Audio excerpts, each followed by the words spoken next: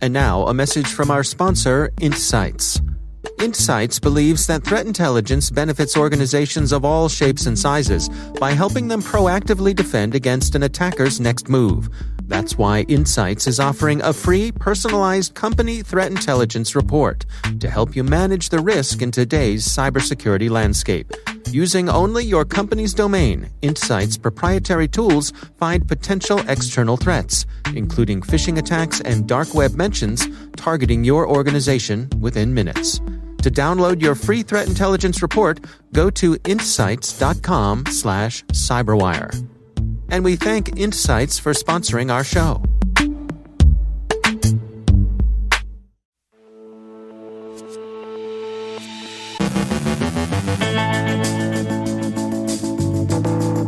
JBS discloses that it paid REvil roughly $11 million in ransom.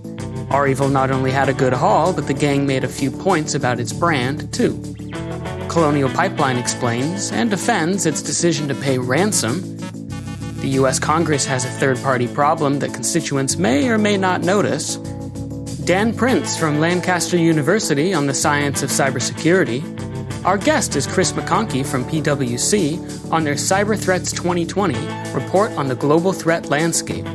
And the FBI's recovery of some of the ransom Colonial Pipeline paid to the DarkSide was good, but it doesn't necessarily represent a new normal.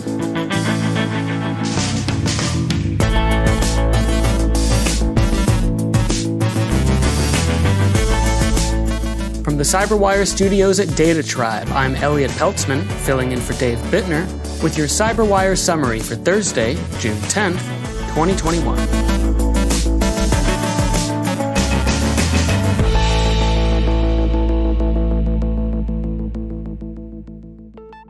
The Wall Street Journal reported in an exclusive last night that JBS paid its REvil attackers $11 million in Bitcoin to restore the systems and data affected by the gang's ransomware attack.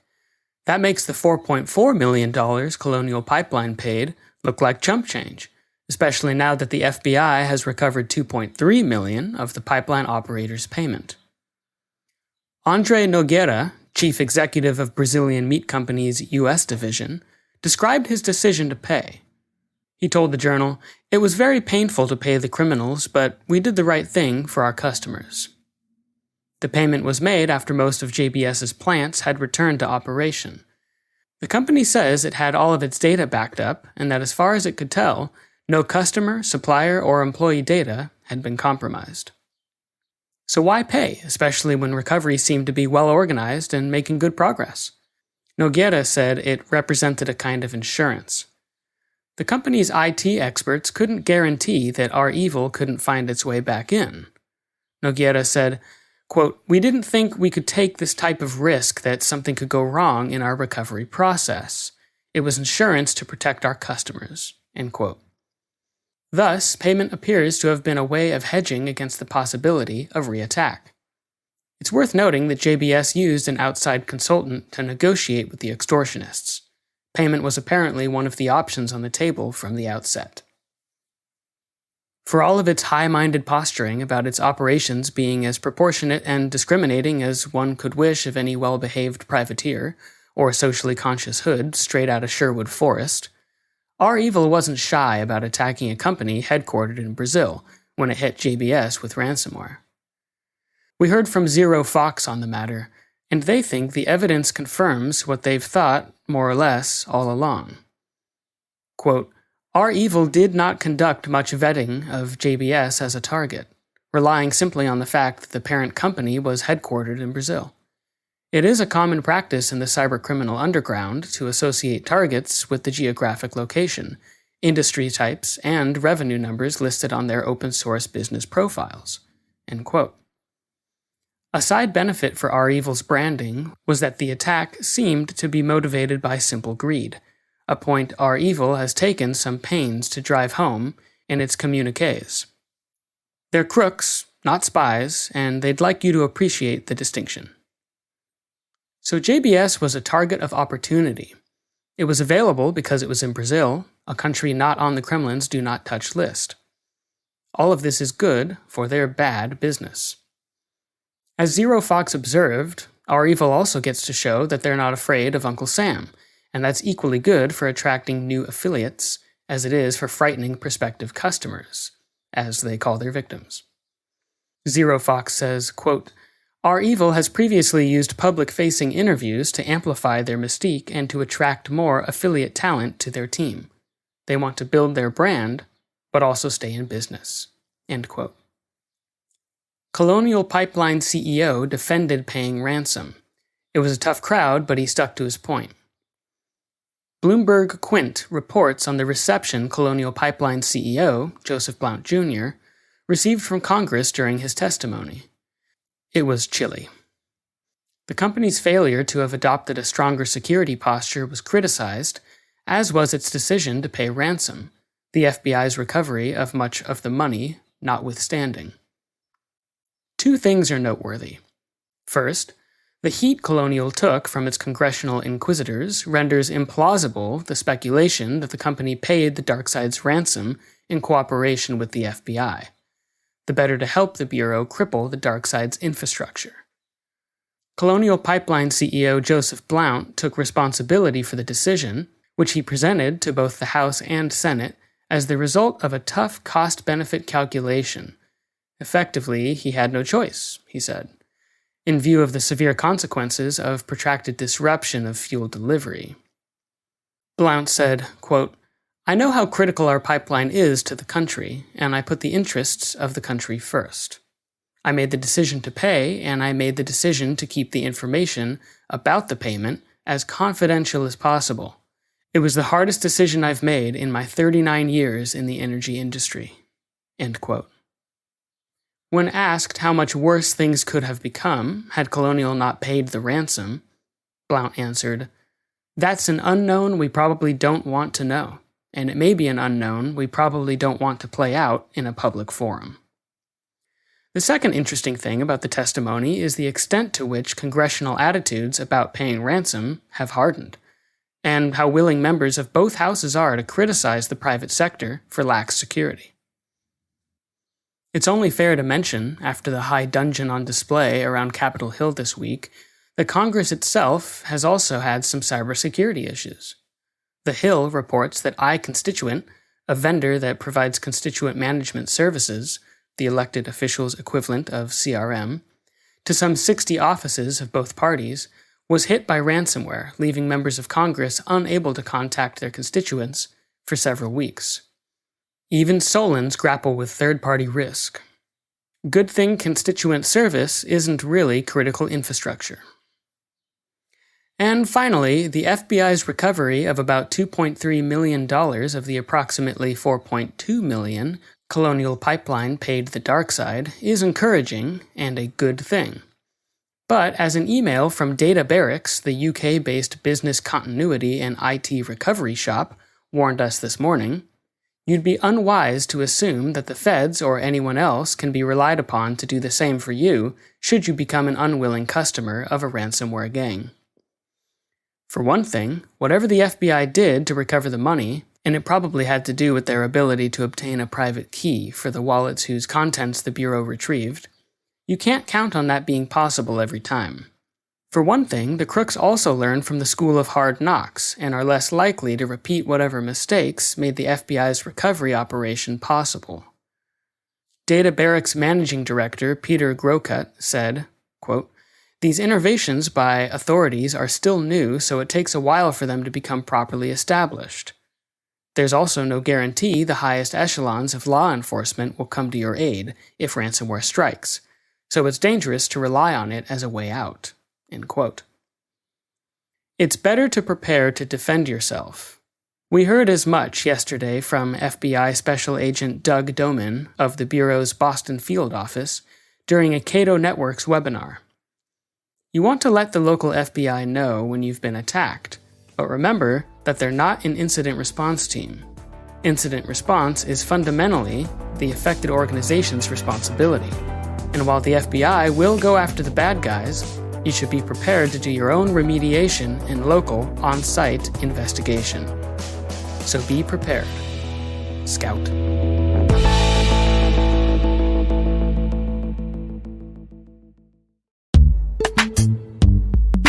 Imagine a Ferrari losing Le Mans to a 40-year-old Pinto with a broken headlight and 2 flat tires. That pretty much describes the very asymmetrical cybersecurity industry. Money never solved the hacking problem. At CrowdSec, they want to rebalance the odds and make security available to all for free. Their open-source, massively multiplayer firewall analyzes your visitor's behavior and deals with malicious traffic. Once an aggressive IP is identified, it's also shared across all users to ensure everyone's protection. No matter what your business size is, it offers an adapted response to credential stuffing, port scans, password brute forcing, and much more. At CrowdSec, they have each other's backs and make the internet safer together. Want to join the community and protect your IT assets? Visit crowdsec.net to learn more.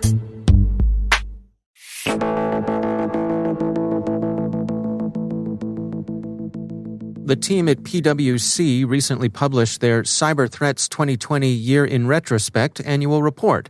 Kris McConkey leads PwC's cyber threat operations practice, and he joins us to share their findings. Oh, look, it's a really interesting thing for us to do every year because we have a whole bunch of different services that basically put us in direct contact with some of the threat activity that's happening. So we do a lot of incident response work around the world every year, several hundred cases in about 40 different countries. We have some managed security services, and we also have a full-time threat research team that provides threat intelligence services to clients. And so the year in retrospect report is really this thing that we try to do every probably February, March time, consolidating everything that we see across all of those different services and trying to link that together with the sort of big picture rationale for why is it happening, who's behind it, what do we think is going to happen next, and try to distill that down in a way that's actually something that we can publish and that's easily digestible by clients and other people that want to read stuff like that. Based on the information that you've gathered in this report, what's your outlook for the coming year? Where do you suppose we stand? Oh, I get a really hard one to pin down, just given how much stuff's happening at the minute. I know we saw a lot of stuff in 2020, but 2021 already looks like it's shaping up to be a year full of 0 days. So having had a year where there's a lot of really interesting threat activity that hasn't involved any exploits, we're back to seeing a load of 0 days in VPN solutions, in firewalls, in email servers, and things like that can be exploited on a mass scale. And actually, even the Exchange one recently is a really good example where that was privately held by a bunch of threat groups before it became publicly known. And as soon as it became publicly known, then you had the whole world and their dog piggybacking on it. So it doesn't really take long for people to look at what's being patched, pivot that round, and actually turn it into a usable exploit. And for internet-facing systems, that basically means you've got everybody trying to scan the whole internet to find vulnerable systems. So I think we will start seeing more and more of that stuff happening. And obviously, the criminals getting in on the ransomware game is going to continue. The supply chain side of things, I think we will see more of. Obviously, there's been some really sophisticated espionage stuff in that space, but we've seen previous instances of financially motivated groups doing the same thing as well, with the likes of Fin7 and Fin9 targeting supply chains before. So again, we might see more of that. And on the software supply chain side of things, I think we may see more of that as well. I don't know whether we'll see it on the same level of profile as the likes of SolarWinds. But for example, at the minute, there's one of the Chinese espionage actors that's inside a Russian software organization that's used by about 20% of Russian companies. So obviously from an espionage perspective rather than anything destructive. But again, that sort of stuff is happening, I think, more and more frequently. So from a threat perspective, I think we'll probably see a bit more of the same. From a defender's perspective, I guess one thing that was really interesting to see in 2020 was just the level of both cooperation and willingness from both government and private sector to start kind of naming and shaming some of the groups behind this. So I think that sort of lean forward posture in terms of being able to get some of the stuff in the public domain, follow it up with sanctions, those sorts of things is actually going to be really helpful in future as well. That's Kris McConkey from PwC.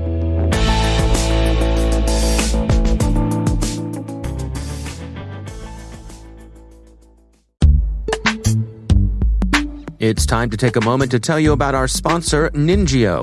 Are you tired of boring cybersecurity awareness training PowerPoints that don't keep your attention?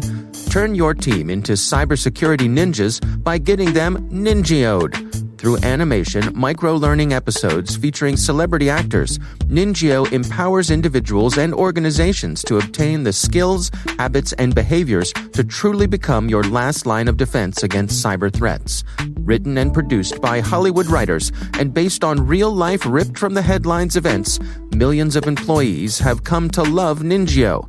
With easy-to-remember security awareness lessons and teachable moments, companies using Ninjio report a drastic decrease in cyber attacks based on human error. So head on over to ninjio.com, that's NINJIO.com, to learn more and watch their latest episode for free. And we thank Ninjio for sponsoring our show.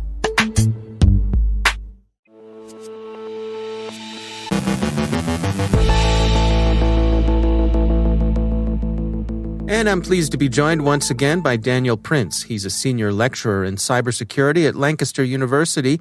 Daniel, great to have you back. We wanted to touch today on the science of cybersecurity. What do you have to share with us? Well, as you'd expect, being an academic in an academic institution in a science and technology faculty, I'm quite passionate about the scientific discipline and also exploring its role within cybersecurity, which is obviously my other research area. And one of the challenges that I see is actually the application of the scientific disciplines to many of the cybersecurity challenges that we see today. A lot of cybersecurity is almost grown up in an ad hoc or organic fashion around the problems and trying to solve the immediate problem, firefighting. And I think there's a lot to be learned from the application of scientific methodology to practices like penetration testing. And obviously we see a lot of scientific rigor in terms of practices around digital forensics. But there are some areas that I think we can really look at in terms of applying and understanding the different research methods that we have available from computer science and other disciplines and apply to some of the cybersecurity challenges that we have today. Tell me about that. What do you propose? So if we take, for example, penetration testing, which is a module that I'm kind of working on revising at the moment, so much of the material that we see at the moment is how do we break into a system? How do we run a port scan? How do we get to the endpoint of whatever the penetration test is? And we've traditionally taken the approach of teaching the underlying technologies and the sort of the main concepts of each of these types of attacks so they can be broadly applied. But if you think about what a penetration test is, it's a series of developing theories and then testing hypotheses. And you develop a theory about where there might be a weakness in the system, and you need to then test against that system.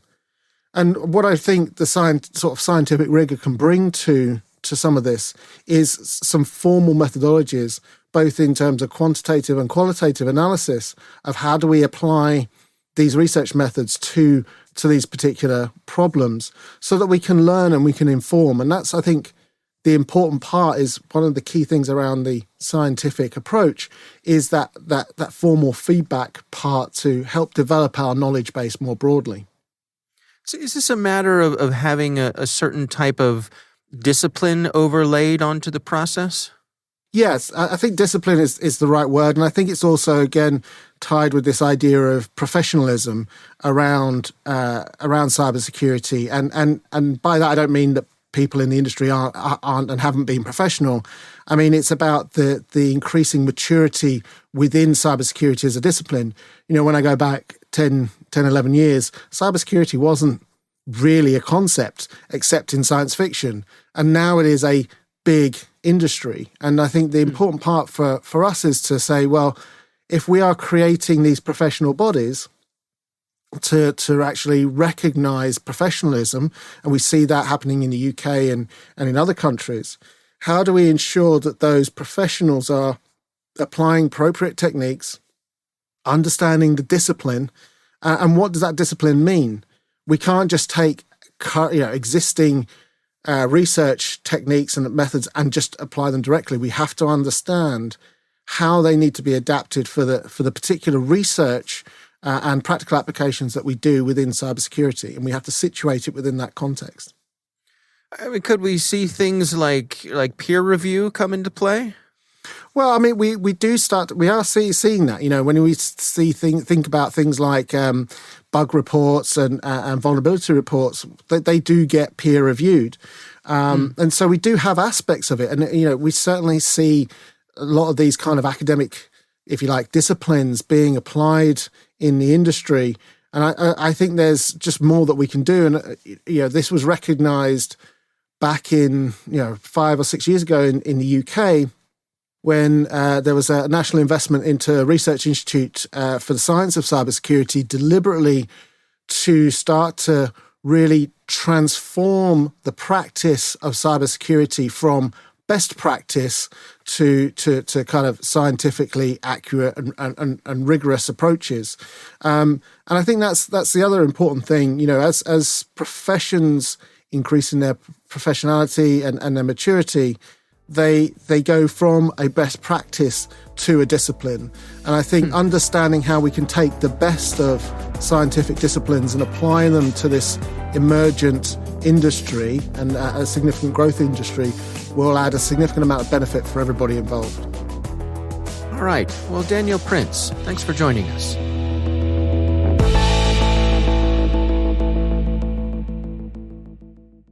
Thanks to all of our sponsors for making the CyberWire possible.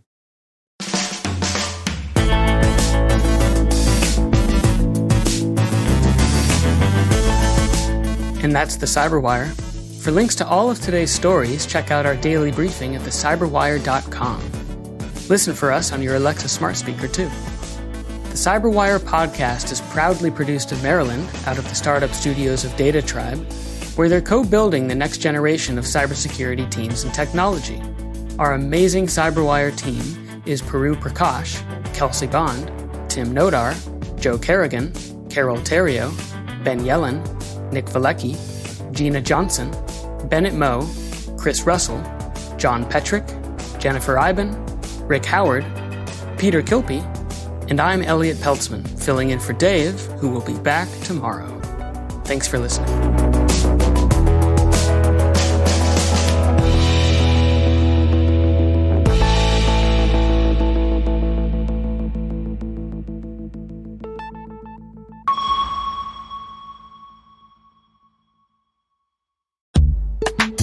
And now, a word from our sponsor, ExtraHop, stopping advanced threats with network detection and response. Stopping advanced threats requires knowing exactly what you're up against. With 90 days look-back, ExtraHop REvil X is the only solution that shows you not just where the intruders are going within your network, but where they've been. ExtraHop REvil X provides complete visibility across cloud, data center, and IoT, even when traffic is encrypted. Powered by cloud-based AI, REvil X finds threats in real time, while powerful investigation and forensics capabilities allow you to respond 84% faster. See how it works in the full production demo, free online at extrahop.com/cyber. That's extrahop.com/cyber.